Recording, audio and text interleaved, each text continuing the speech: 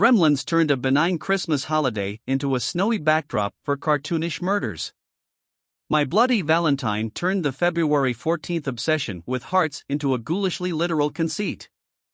In November, Blood and Guts impresario Eli Roth will come for Thanksgiving with an eponymous new horror film starring a killer dressed in Pilgrim finery who'd rather gut small-town victims than turkeys.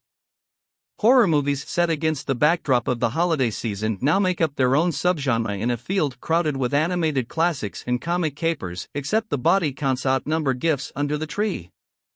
Holiday horror films include gritty slashers with pitch-black hearts, like 1974's influential Black Christmas, supernatural scares with a campy bent, see 2015's Krampus, co-starring evil gingerbread men, and grindhouse gore-fests like Thanksgiving promises to be. Its red band trailer ends with a woman roasting to death in a human-sized oven. Many of the best-loved holiday horror films courted controversy upon their release. Critics claimed they were gratuitously violent, harmful to kids, or downright offensive to anyone who preferred their holidays on the merry side. And yet they become classics in their own right, bewitching audiences for whom happy endings have little appeal, even during the most wonderful time of the year. George Mihawka, the Canadian filmmaker behind 1981's influential My Bloody Valentine, who also helmed a documentary about the legacy of Black Christmas, told CNN that holiday horror is effective and satisfying because the subgenre subverts the comfort and feel-good aspects of stereotypically cheery holidays. The familiar becomes menacing, the known becomes unknown terror, he said.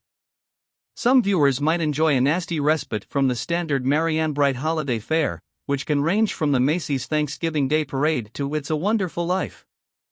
Once the on-screen terror of holiday horror ends, those viewers can return to their gift exchanges and holiday spreads unless watching horror is the more comforting option, noted Mihawka.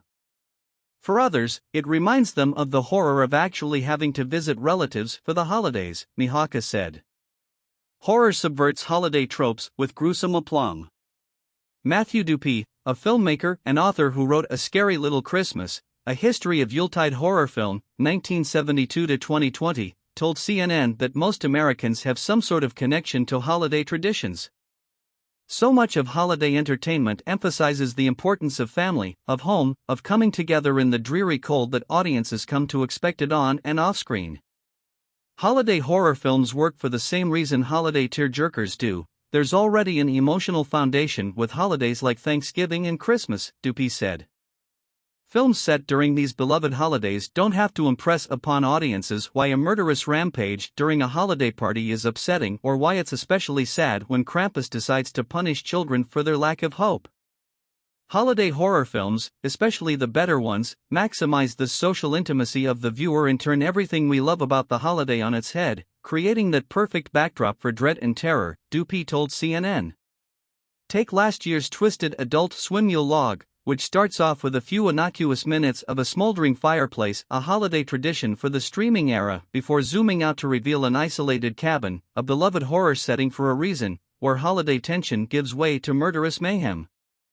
Holiday horror is especially taboo because so many of its tropes are sacred, innocent children in footy pajamas. Snowmen. Santa Claus. The 1984 film Silent Night, Deadly Night was condemned even before its release because of its Santa suit-wearing murderer who decapitates teenagers and inspires orphans to take up killing. The film was even pulled from theaters shortly after its debut for the furor it caused among parents and petrified children disturbed by the ads of an axe-wielding Saint Nick, according to The Hollywood Reporter. And yet, Silent Night, Deadly Night clearly struck a chord with viewers who prefer their holiday fare with a graphic mean streak. It spawned several sequels and a 2012 remake starring Malcolm McDowell. The fun lies in usurping the viewer's expectations of these otherwise benevolent aspects of the holiday and turning them into something that is menacing and horrific, Dupuy said. Holiday horror knows holidays aren't always merry and bright. Holiday horror understands a difficult truth about the holiday season: it's often incredibly stressful and deeply upsetting for many people whose memories of the holidays aren't rose-tinted or bedecked in tinsel. It can be exhausting to be constantly faced with scenes of happiness, togetherness, and love, said Alexandra West, an author of several books on horror films and co-host of the Faculty of Horror podcast.